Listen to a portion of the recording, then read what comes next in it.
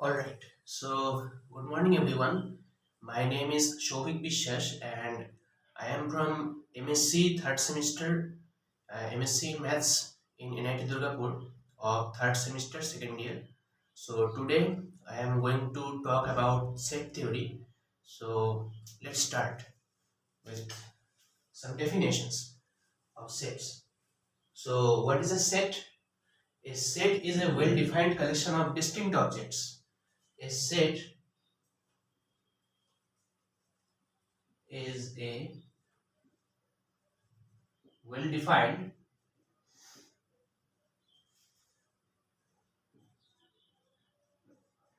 collection of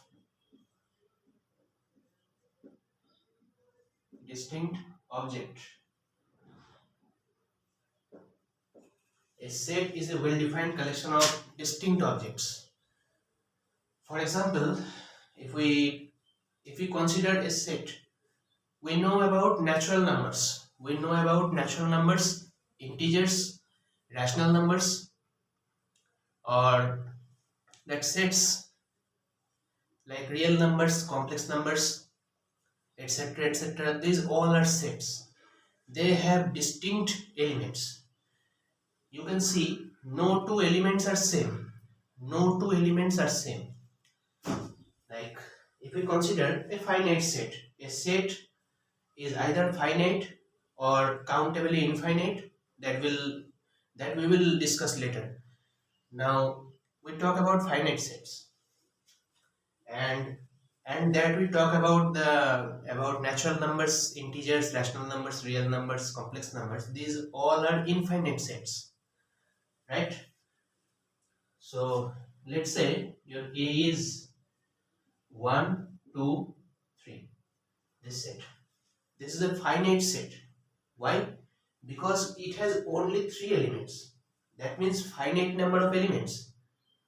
So we can say this is a finite set. Now, what is the cardinality of a set? The cardinality of a set is the number of elements in that set. In generally, cardinality of a set is denoted by like mod of A, like this symbol. This is not mod, this is cardinal symbol, cardinality of A, or we can use n of A, right? Or like we can use order of A, right? These all are same. These are notations of cardinality of a set, right? So if we say A is this, then it implies cardinality of A is what? 3, because it has only 3 elements. So cardinality of A is 3. Okay. All we know about empty sets. Okay.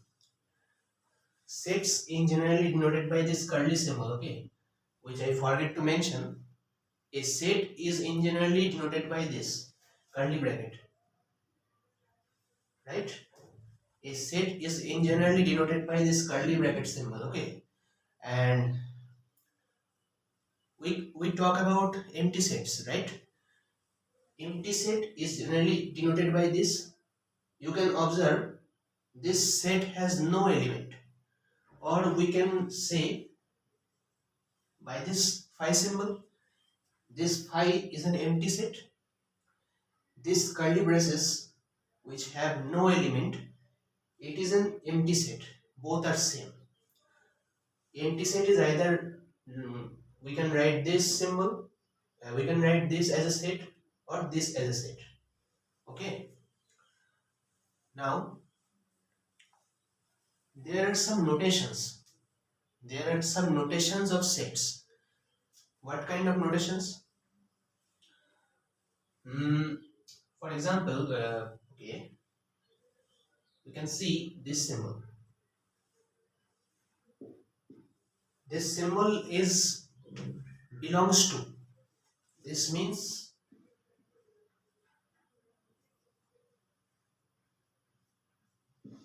belongs to. That means an element belong to a set. For example, we talk about that, na? A is equal to 1, 2, 3. So can we say this 2 is inside A, right? Your 2 is inside A, that means your 2 belongs to A, or we can say 2 is a member of A. 2 belongs to A or 2 is a member of A, right? Because 2 is present in that set. 2 belongs to A means 2 is a member of A. We can say 1 is a member of A. We can say 3, this 3 is a member of A. 1 is a member of A. 2 is a member of A. 3 is a member of A, right? So we use this notation that 2 belongs to A. A belongs to A, like say a set has, like, consider this B, X, Y, Z, W. So we can say X belongs to B, Y belongs to B, Z belongs to B, W belongs to B, right? These all are members of B. But can we say,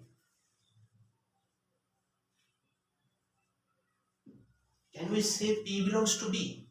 No, because P is not a member of B. So P does not a member of B. P is not a member of B, right? Or this is a symbol of such that, right? This is a symbol of for all, and this is a symbol of and. This is a symbol of and. This is and. Okay. This belongs to. This is and this symbol is or. This symbol is or. This is for all.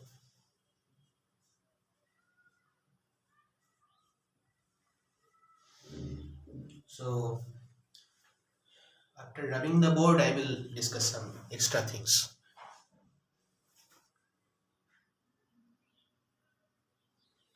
Okay, so we are talking about, now we talk about subsets.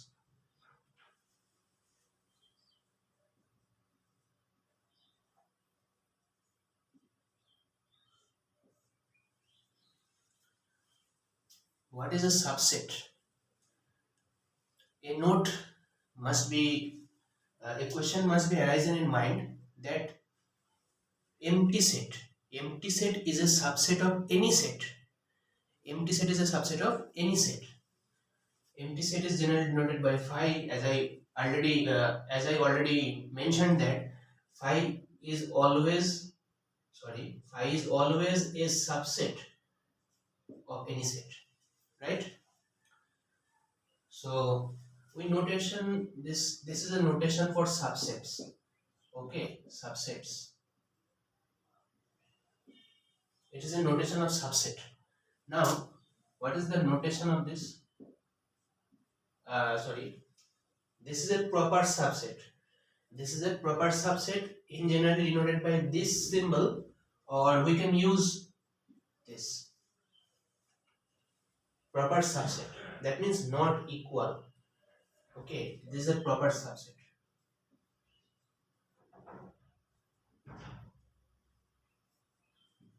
Proper subset. Now, in general,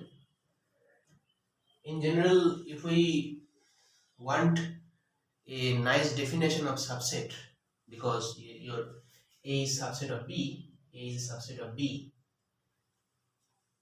how A is a subset of B? To show A is a subset of B, we can write it as, if an element X is inside A, it will imply your X should be inside B. If any element X is inside A, that is X is a member of A set, X is a member of A set, that implies your X is also inside B. So it will imply your A is a subset of B, right? So in general, if we talk about the definition of subset, we can say A is a subset of B if every member of A is a member of B, but B has at least one extra element which does not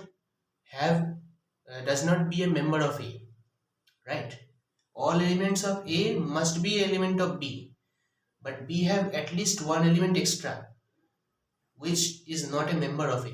That is, B has more elements than A. For example, if we talk about your A is a simple example 1, 2, 3, and your B is 1, 2, 3, 4. Can we say A is a subset of B? Of course you can say, because A has 3 elements and these 3 elements is a member of this B set, but we can see B has one member which is 4, which is not a member of A.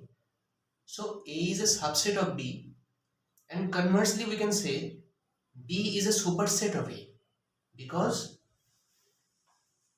A has these elements contained in this set. A is contained in B, but B has one more extra element. So A is a subset of B.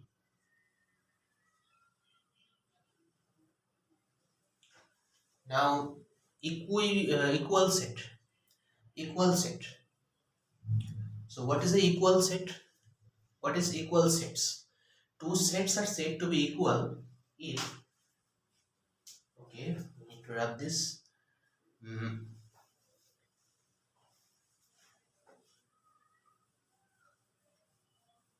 Equal sets.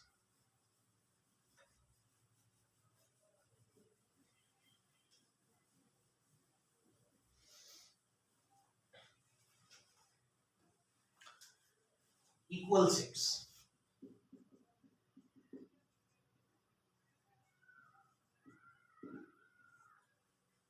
Two sets are said to be equal if one of them, one of them is a subset of the other.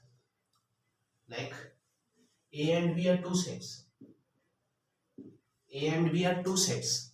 Now we can say A equal to B if A is a subset of B. That means A is contained in B, or we can say B can contain A. B is contained, A is contained in B. We can say B contains A. A is contained in B, that means B contains A, and this holds.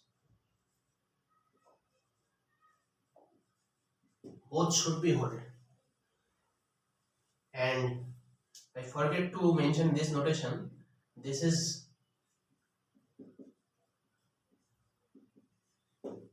symbol is implies symbol, okay, and this symbol is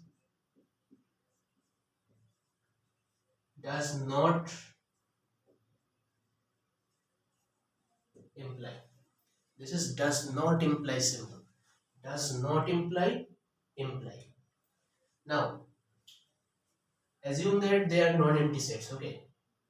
This is non-empty, and your A set is always also non-empty. A set is non-empty. Now two non-empty sets are said to be equal if they contain in each other, right? So we written about this. Now this is the definition of equal set. What is equivalent set? Equivalent set and equal set. Equal set I have mentioned already. What is equivalent set? Two sets are said to be equivalent if they have the same cardinality. Now cardinality is what? The number of elements in a set. If cardinality of two sets are same but the sets are not same. For example, your P set is looking like this: 1, 2, 3, 4. Your Q set is looking like this: X, Y, Z, W. Right? So we can say cardinality of P is what? That is, or in this notation, I think we will comfortable. What is number of elements of P? What is number of elements of P? Number of elements of P is 4. What is the number of elements of Q? Number of elements in Q is 4. So these have cardinality 4. These have cardinality 4, but the elements of the set and this set are not same. That means the sets are not same in general. So we can conclude that this P and Q sets are equivalent sets. So we can conclude that therefore P and Q are equivalent.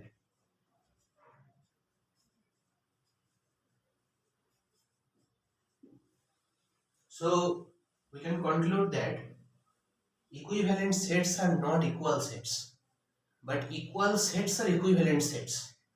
That's a nice thing. So this much for today, and if you have any doubt, we will discuss in the next class. So in a explanation, so you can understand it properly. So thank you.